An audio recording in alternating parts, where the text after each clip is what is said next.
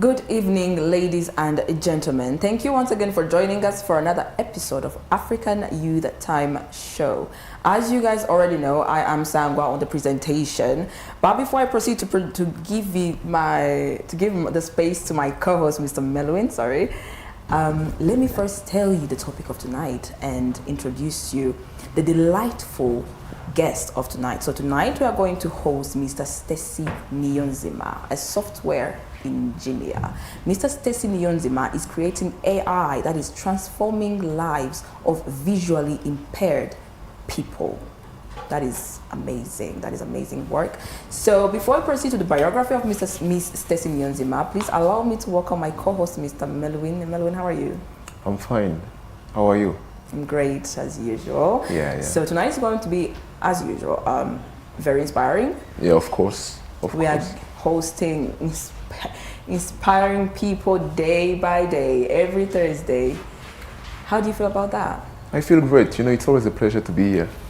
That's amazing. So I'm going to give you the space to introduce our guest, Miss Stacy Nyonzima, and tell us more about her as a person. Okay. So, as you know, every Thursday on Africa Youth Time TV show for you, we have distinguished guests on our platform. And tonight we have the pleasure to welcome Mrs. Stacy Nyonzima, who is a talented software engineer specializing in machine learning, artificial intelligence, intelligent system development. She's the founder of Inzozi Glass project, which is an initiative developing AI-powered smart glasses that help visually impaired people through object detection, facial recognitions, voice assistance in local languages, and real-time navigations. Passionate about using technology for social goods, she's committed to creating innovative, inclusive solutions that improves accessibility, promote independence, and empower underserved communities. Madam Stacy Nyonzima, welcome to Africa Youth Time TV show. It's a pleasure to have you. Thank you so much. How does it make you feel, you know, at your young age, when a person is we can reading all that biography of one person? I feel like that's not me. I feel like who is you feel like it's not you. No, it's you. I'm like, is this person me? You know, imposter syndrome sometimes. No. But I feel like I'm getting used to it. You should be proud of yourself. Thank you so much. But we can see from the beginning she's very humble. But with the things she does. she's great, humble but great. Yeah, So you should really be like, I am great. I am the great Stacy. Okay, thank you. So I'm going to start my area of discussion on your childhood, Stacy. So I want you to first can you tell me the thing that really sparked the love for artificial intelligence and for what really made you pursue software engineering? So I feel like I'm going to go way back to when I started my high school. So I started maybe, how do they call it, senior high school. And you know, in Rwanda you have to choose between the, whatever you want to study, basically. So by then I wanted to become a doctor, because the moment I was born, my mom started having, cardiovascular issues, heart issues. So I was like, I have to do a heart transplant for her. So I wanted to become a doctor, but going into senior high school, I got a scholarship to, a Rwanda Coding Academy. Basically, that's a coding academy of, people within high school who are high performers in Rwanda. So when I got there, they only taught coding, and my parents didn't know. They thought there were other combinations, other courses that you can actually take there, but I was not interested in tech, basically. So when I got there, I just lost myself. But after quite some time, I tried to find ways to connect tech with healthcare, basically. So that's why I'm working, in healthcare and building this type of projects. Yeah. So technically, when you were young, did you really have this? You never had this love for tech. It just developed as you grew. Yeah, I feel like as I got exposed to it, I saw that it can actually be used to basically in different fields, and you can actually use it for social good, basically. Yeah. So what really led to you creating, or what really inspired your journey to becoming the Inzozi glasses? So I feel like for me, I've always been someone who loves helping and impact And wherever I've been, basically, I saw that underserved communities, basically people with disabilities, people maybe who have those type of, with some type of impairments, basically, that's what I mean. They don't get outside as they're supposed to do it, if I might say, in terms of they don't work, they can't provide for themselves, they rely on every single person. As someone who loves, independency and, basically, who have a lot of self-esteem and self-value, I feel like I felt for those people. And I'm using this type of project, doing my researches, because I'm usually writing research papers. And maybe one time I will do something that can help my mom along the way. Oh wow, that's amazing. Yeah. Talking of your childhood, you mentioned that you have always wanted to be a doctor. You wanted to be in the medicine field. Yeah. Yes, and right now it's actually great because you are still doing it by using the technology. Yeah. So I won't ask you what led you to actually go in that field of technology, because you said it was somehow forced. Yeah. Yes, you got a scholarship. So how was your university experience? Yeah. Did you start liking it? Did you start liking technology? Okay, I started liking actually technology when I was in high school. I feel like I took 1 year to get used to the whole dynamics, new dynamics of, sometimes I feel like when you're still young, you can't adapt like as quickly. But as I knew I didn't have any other chance to actually, go out of, that area. But I had to adapt. So I started loving tech when I was like 2020. I feel like that was when I was in the second year of that school, basically. So, for 6 years, I feel like I've been loving it. And my university experience, I feel like it's very beautiful because it gives me time. It actually gave us time because I studied at African Leadership University, and it actually gives you time to actually explore and be someone you want to be, basically. Wow, Yeah. wow, that's amazing. Yeah. And did you ever face any challenges when you were at school, and how did you overcome them? I feel like for me, with someone who loves, trying a lot of new things, not even, building glasses only, but, finding gigs here and there, and, combining it with university, I feel like the difficult thing is basically meeting the deadlines. Meeting the deadlines. Meeting the deadlines. Yeah, I feel at like meeting assignments deadlines, work deadlines, gig deadlines, how to actually manage your time at the university, basically. But I feel like every other thing was actually very there as a university student, basically. Yeah. Are you done at university already? Or? I'm in my last year. In your last trimester. year? Wow, Yeah. incredible. And you have managed to pull this off at such a young age. Wow. Yeah. She's a That is genius. really inspiring. So anyways, as you guys already know, we sometimes we do have the audience, and today is one of those special nights when we were honored to have with us great, amazing audience. Can you please clap for yourselves? So we are entering the session of African youth around the world, and we are going to give them the space to express themselves, ask you the questions that they have been carrying, the things they want to know about you, and the floor is yours. Ladies first.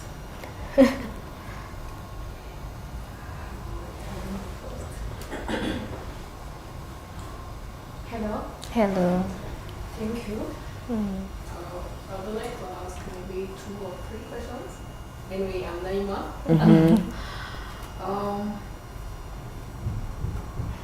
I would like to ask maybe 2 questions. The first question I would like to ask, how do you been inspired to come up with Inzozi graces, and even in the AI thing? It's very, very special thing. How do you come up with it? Another question I would like to ask is, in what way can these smart graces improve the daily life of the people here outside? Thank you so much. So I feel like answering her first question, with me trying to basically try different ideas and trying different things. First time I wanted to explore, and I was building automated wheelchairs, basically. But that time, when I was, building automated wheelchairs, with being a student, you don't have, money and capital to actually build those type of projects and pull that off. So that's why I actually went to, safer things that I can actually, basically afford in terms of, building, and maybe build maybe a low-level prototype that I can show to people that maybe, this is doable, and then they can actually give me the capital that I can use to actually build other, assistive technology products. And the second thing about how do I think it can improve community, basically. For me, as I said, I love, people depending on themselves, I love people actually providing for themselves. So that's why I was like, I want to do this so that people within that type of community can basically provide for themselves, can provide for themselves in terms of, have money, give them jobs, because I feel like there are people actually, who are so brilliant but not given, chances to actually show it and do whatever they want to do with their lives, Disability is not inability. Yeah. Of course. Yeah. Are you satisfied? Yeah, she's very satisfied, you can see. Yeah. And with your second questions? Yeah, I answered all the questions. Okay, that is amazing. My name is Shuti, and my question is, how does the Inzozi glasses actually work? And what are the main features? Yeah. So the main features, as I said, is facial recognition, where they can't see, most of them, or maybe they can see maybe 20% or 10%. So it's facial recognition, voice guidance, they have microphones, to actually guide them, and those voice guidance is in their local languages.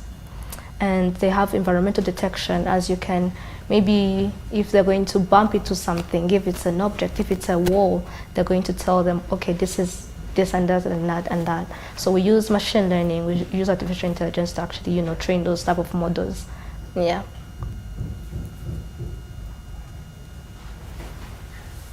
Are you satisfied with the answer? Yes, very much. Thank you. Yeah. I think that's very impressive. Very impressive. It seems even unreal, the way you're talking about it. But how did you come up with that? What? How you just said that part of the way that those glasses work, they can know when something is a rock. Yeah. Or if it's a wall. How does that work? I feel like as a machine learning student, I feel like you learn to train models. There is this self-driving cars. They can detect if there is traffic. They can detect if there is someone out there who is pregnant. Maybe there is a stone. Maybe there is zebra crossed, where they have to actually, kind of stop maybe behind them. So it's just use a lot of basically models to train the whole system. But the whole thing about what I can say that is hard is actually getting the models or to train, using local languages, because most of them are in English, mostly. That's why I use local languages to actually be like, okay, if I'm going to build for Rwandese community, this is what they need. If I'm going to build for Swahili community, this is what they need. But our vision is not actually stopping in Rwanda, but moving maybe across Africa and maybe any other place that we can actually go. Yeah. Okay. Yeah. Mr. Paul. Thank you. Greetings. Greetings. My name is Paul, and I'm very happy tonight because not only because I have met you and we have interacted, but also because of a couple of reasons. The first one being that we come from the same university, and as well, growing up, I've gone to some inclusive schools. In my primary school, we learned with deaf people. So I think for me, it's very important. It comes from a very special position for somebody to be thinking about things like, to help people who may not have the same capabilities with us, or should I say abilities, sorry. So I think my very first question, which is a very normal question, but I think it's important, is normally, okay, let me first start by asking, when was this founded? How old is this business? Okay, so this idea basically came 2020, at the end of 2024. So I don't know, 2024, that's when I shifted from basically building wheelchairs and started building glasses. I feel like that's when the idea came. So by 2025, I had to go through different programs, accelerator programs, to actually be like, build those type of, get mentorship, get, credibility to actually, build those type of projects, basically. Yeah. Yeah, sure thing. So let me get to my question now. So I think it drives home the point. So my question here is, statistics have it that most startups don't last until 5 years. So I also wanted to know from your own, analyzing or analysis, finding out mentorship you mentioned. What plans do you think, or have you thought about you lasting longer than 5 years, which most startups cannot do? And have you also thought about the threats that come with, this kind of business you're trying to operate in? This is to talk about the problems associated, some of the limitations as well. So that's the first question. Okay, I feel like for me, how did I say this? If I say this, people are going to be like, they're going to side eye me. But I love, I'm a Jesus person. I feel like when he leads you somewhere, he sustains you and provides for you. So the thing I know is, this is where he's calling me to be at the moment. And I know he's going to provide for me, because I was going to actually give up on it, but God are leading to actually go in this field. So I think it's something he wants to do through me so that I can help others. But, with human limitations, and I can do whatever I want to do. I can connect with the right people. I can go into the right rooms. But if the grace and favor of God is not on your life, I feel like it's not going to basically work out, no matter how much you try. So I feel like right now, it's basically working as much as I can, work on my part, basically, connect with different people, and get as many mentorship sessions as I can actually get, but leave the rest to God, basically. Yeah, that's a great response. Are you satisfied? Yeah, I mean, please don't stop. Yeah, thank you. Yeah. Thank you. And me too, I've got some questions too. If I can ask them, like... Yeah. I mean, this is a point to learn. Like, did you do any prototype of it? Yeah. Okay, I want you to take us through the process of facial recognitions. Someone who can't see, how the glasses are going to recognize someone for him. Is it going to say something like, this is Sangwa? I was actually thinking about it. Yeah. Or is it going to happen? That's how it's going to happen, basically. What we have at the moment, maybe I would have given you a video before the show, but what we have at the moment is basically we upload the pictures of people, and those pictures have names, basically. So this is Stacy, this is Paul, this is Anset, those things. And then we train those models using those pictures, the models that we have. And then when we wear the glasses, they say, this is Stacy, this is, it's still learning, but it works. And they say it in Kinyarwanda and English at the moment. Yeah, you choose the language. So you put names of On people the these pictures. people usually know? Yeah. The people in the, basically people in your circle. Yeah. So I guess it's like going to work maybe with an app.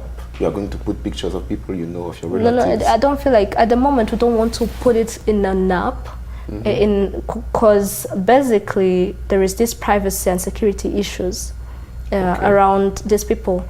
I feel like if you're a visually impaired person, and maybe you can't see, and someone is tracking, your data are getting uploaded to cloud. Every single person can hack into your data, and actually, it can be a security issue if someone doesn't, basically wants to maybe kidnap you in this type of, societies or communities that are very, dangerous. But for us, what we do is just every single thing you do on basically on our glasses, they stay there, and they don't get uploaded to the internet. Yeah. Wow. Yeah. So they're just self-sufficient. There is no app, and that's basically what we do. Every single information is kept there. Okay. Yeah. Okay. For the user. For the user, for the user. But they don't get uploaded to the internet. Because the moment it get uploaded to the internet and you start using apps and everything, tracking devices, then the caretakers, it can be very easy for caretakers. They can even add them if they want caretakers to actually know whatever they, maybe their whereabouts. But it's not a must to be there, because we're just focusing on the privacy of these people as well. How can they be secure while using our products when they don't have any single person around them to protect them? Yeah. Okay, you will have to you will have to give us the video after the show. I will Yeah, have so to. that you can actually I see feel like how I those will, things work. yeah, literally, yeah. Yeah.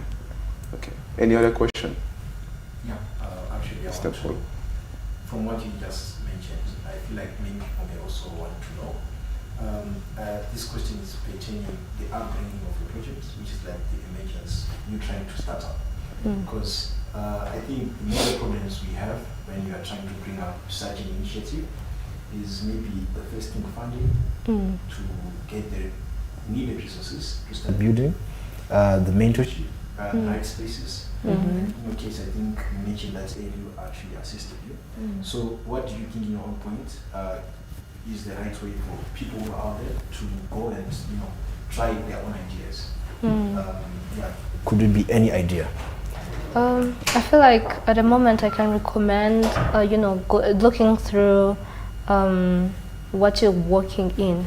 I have many girls reaching out to me, be like, Stacey, I've seen that you work, you have projects in tech. Can you help me out? Maybe I have this type of project. But health is broad, basically. You can work on menstrual space field, maybe you can sexual health, reproductive. You can work on different types of projects. But I feel like you just have to connect with the right people, as I said. You just have to look, because no one's going to come for you if you don't market yourself. I feel like you just have to market yourself, apply to as many applications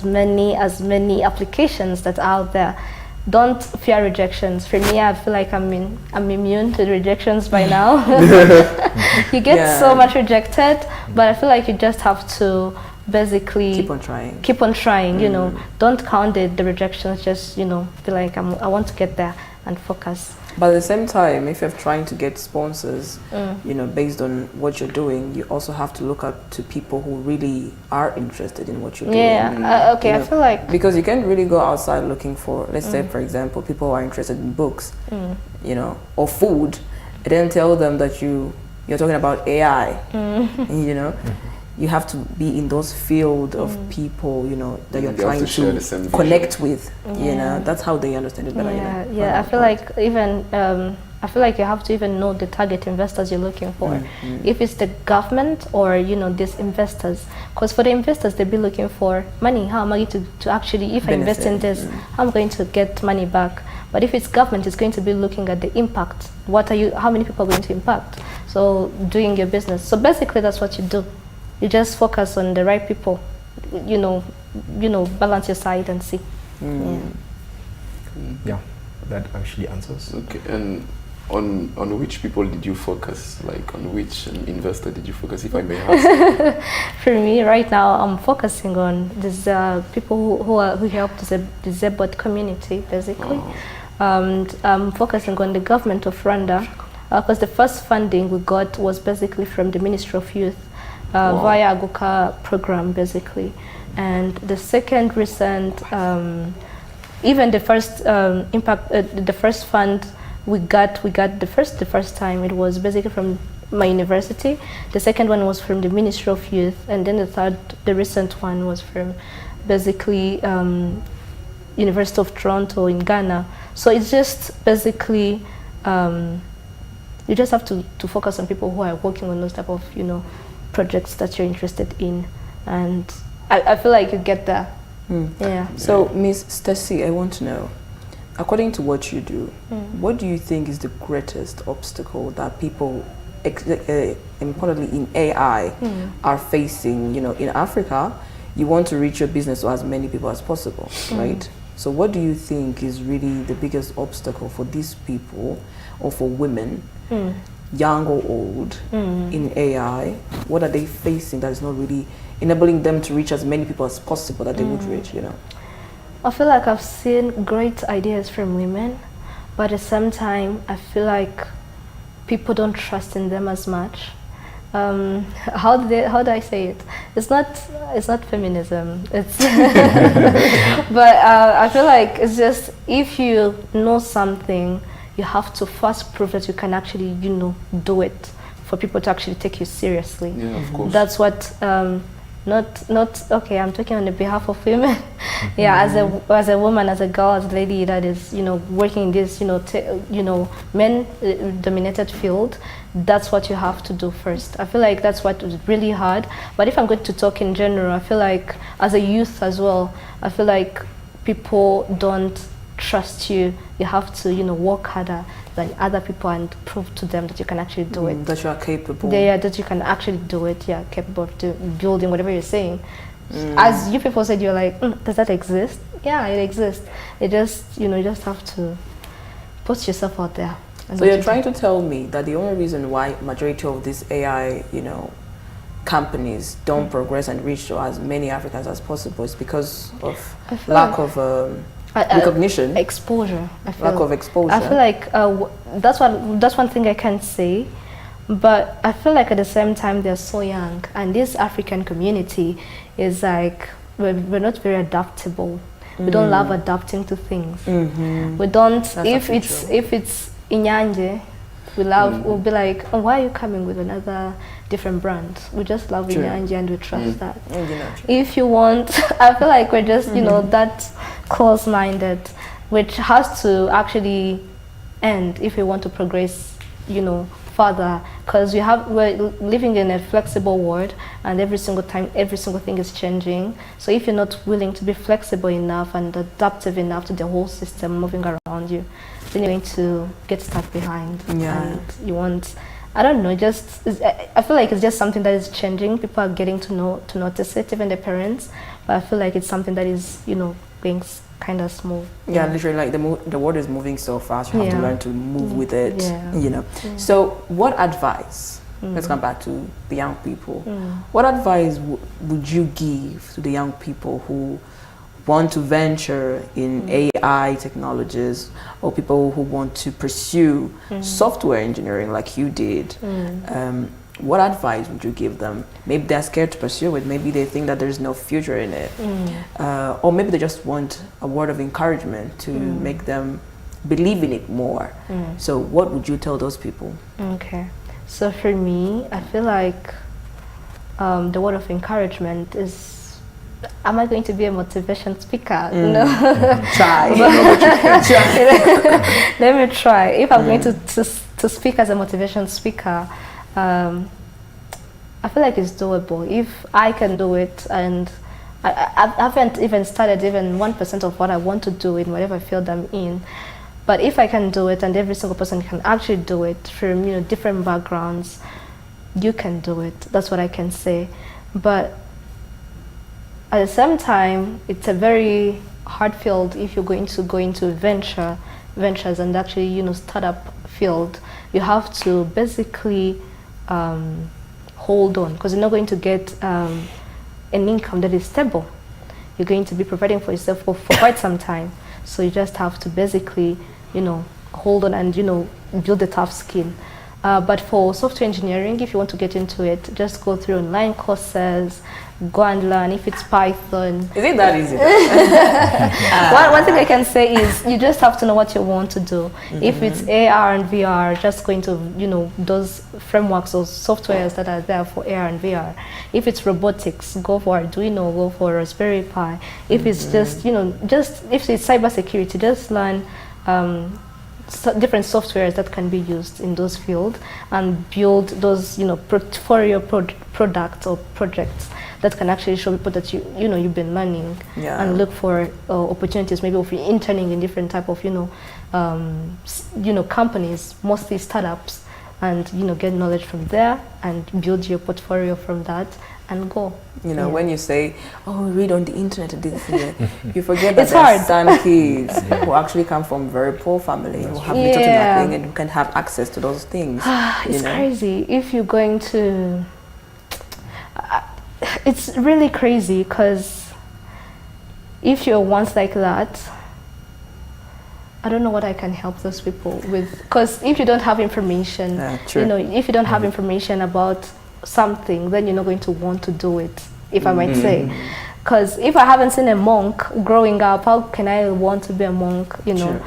So it's just like, you know, you can go to cyber cafes if maybe you have internet, and, you know, you can, different places. But I don't know what I can help to those people actually, you know, come from, you know, those type of rural areas, and they don't have light maybe some of the time. But we know they're there, but sometimes it's really hard. It can be really hard for them. Yeah.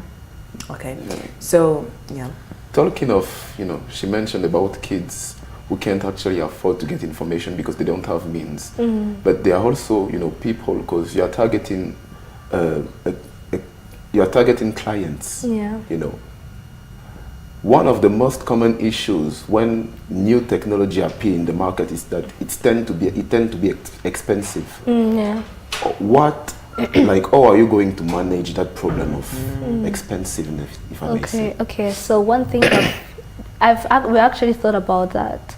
So we have seen that, you know, this type of glasses, they're not as expensive as the other glasses. You know, these out there glasses like Meta glasses or Ocam, they're not as expensive as them, but they're quite expensive for, you know, a typical Rwandese if you're coming from, you know, those type of, you know, communities. So one thing we're going to do is actually partner with these communities, because even when we were trying to build automated wheelchairs, and we're looking for, you know, something to test on, we couldn't, you know, find a wheelchair to actually buy. They don't sell wheelchairs in Rwanda. They do actually. You know, these private companies. But if you're going to go for maybe public hospitals, maybe from the ministry, they give people those type of, you know, products. But if you're going to sell, to buy a wheelchair, they're going to cost you more if you buy it, you know, personally. Yeah. So at the time, we're looking for something from, basically, something that is cheap, and we couldn't find it because, you know, we couldn't afford the products on the market, and the government doesn't give it to you freely if you don't have someone you're going to take care of. So we're planning to partner with our SSB, because they're the ones who actually give those type of, you know, products to these people, for them to try it out. So we want to partner with Gatagara. We had a visit there. Gatagara, it's in South. You know, to actually partner with them. This the Gatagara School of the Impaired People. Yeah. And it is in South. And we've been trying to actually, you know, partner with those type of people so that they can be the one to actually buy those type of products from us, so that they can actually give it to people. And from then, if someone wants to actually buy from us, they can actually buy. But yeah, that's what we're planning to go into, basically. Yeah. And we're actually in talk with Ministry of Defense as well. They're interested in our project. So it's just, you know, a lot of, you know, talkings and, you know, discussions coming. Yeah, but I also think that, you know, you see sometimes the poor people, or let me say it as that, people who have issues with money, with money, when it comes to medication, things like that, I think there has to be a way that maybe you can deal with it, just like we use Mituwell, you know, for the poor people, you know, for them to access the usually expensive medicine, for them to access them. There's these cards, Mituwell, you know. I feel like maybe it's a wrong process. Well, maybe you can consider that. No, I will, 100%. I feel like any single thing we can do to actually, you know, make every single thing work, we can do it. And I feel like each country has, you know, different regulations when it comes to health. And, you know, when you want to actually pilot your project, basically. So we're looking into it 100%. We'll actually look into it. That's amazing. That's amazing. No, you can go. It's okay. So I wanted to ask my final question to you, and I want to know, what would you tell the innovators, the people who want to create impact in other things, you know, especially these days that we have a lot of people who are really interested in AI. People are really interested in AI these days. It's almost scary, but at the same time, it's almost scary because you can say that there's no disadvantage of these things. But let's come back to the positive part of it, you know. what would you tell these innovators, people who are really interested in AI, they want to do something to impact positively the lives of people, they want to change the lives of people, but they're still demotivated. They are still questioning. They're still wondering if it's really worth it, if it's really worth the try, if it's really, you know, worth the energy. What would you tell them? I feel like for me, I don't know, maybe I'm giving myself flowers when I don't You do should. something. Give yourself flowers. I can even give them to you. Honestly.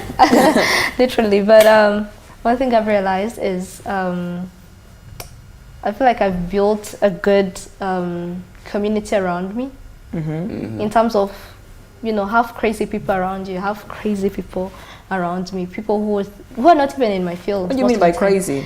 People who are like high achievers, basically. People are always up to something. Sometimes you might say crazy, people will be like, oh, crazy? You know, people who are always up to something. People are always achieving greater things. Girls are always doing their masters, doing different degrees, building their own businesses, you know, doing all these, you know, big girl things, you get. So I feel like with those type of people, even if you want to give up, they'll be like, okay, so tell us, why do you want to give up? If they feel like you're being too emotional about it, they will just, you know, they will, you know, basically talk you out of whatever you are in and, you know, take you out of that pitch you're putting yourself in, basically. Remind you. Yeah, but I feel like you're going to get demotivated along the way because it's not a linear path. But I feel like with the right people, friends, basically, do you have dreamers around you? Do you have people who actually believe in that vision of yours? If you have those type of people, they're going to actually, you know, take you and actually comfort you all of the time that you actually want to give up. That's what I do. Yeah, I talk to people. Surround yourself. Surround with yourself, people. yeah. Not good, strong. Strong. Strong Yes, and personalities. Dreamers. Yeah, Yeah. the world is very. Actually, it's true because when you surround yourself with alcoholics, usually you turn out to be an alcoholic yourself. Yeah, of course. Yeah. Of course. Do you have any last questions, Melvin? Yeah. I do have a last question. It seems like the project is actually going well, but like, do you have any limitation maybe concerning AI or concerning the project as a whole? Do you have any limitations? I feel like the limitations we have right now is basically building as much as products as we can. First version product that we want to actually, you know, build, because what we have is a low level prototype that we have at the moment. So if we can find as much as funding that we can get, maybe if we can build 50 glasses, you know, with those first version products, it would actually help out with actually be like, you know, test marketing. You get, when we're testing markets, maybe we can distribute those type of glasses in people, like how marathons have done it, even if it's failed.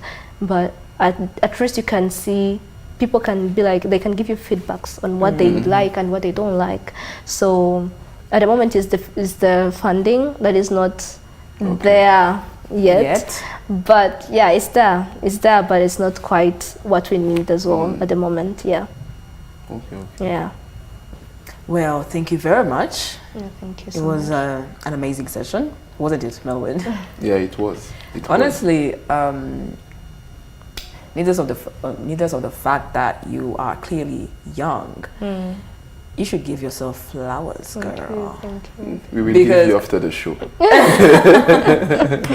Yeah, I will love How them. many people your age have you seen accomplish as much as you have? I mean, yes, maybe the tragedy is still long. Yeah. You know, the road is still long, Yeah, but yes. where you are now and where you have been, clap for yourself. Please Thank clap you. for her. Yeah, thank you so much. You know, because sometimes a lot of us dream. Yeah. We have dreamt something. Dream. So we don't take action. We dreamt, haven't we? Yeah. We dreamt. We still do. Some of us still do. Yeah, you know. we do. Some people end up quitting, but Yeah. you pursued your dream, and here you are. Thank you. Thank That's you. amazing. And now we are motivation for us. Yeah, indeed. Maybe So you're yeah. coming into AI as well. Oh, Maybe. Yes, we will. It's the future. the future will tell. Yeah. So thank you very much. Thank It was you. a pleasure Thank you so having you. It was a pleasure hosting a brilliant lady. Thank you, Melvin. Thank you, Sangwa. Thank you guys for coming. Thank you. And I hope that next time we're going to have you again on We our can panel. We can clap for them. Oh, we can. Flowers They're to amazing you. too. Flowers to you. So it's always a pleasure to host Brilliant Brains. Always a pleasure to have brilliant people with us every Thursday. That's why everyone who really have a dream should really find a way to pursue that dream. As she said, complications will be there. The road is not easy. Some people have it easy, but not everyone. Maybe. But as long as you keep being motivated, motivate yourself enough. And as she said, find the right company to motivate you along the way, even when you're failing yourself. So let's see each other again next Thursday. It was I, Sangwa, on the presentation, obviously with my wonderful co-host Melwin. Thank you. Bye-bye.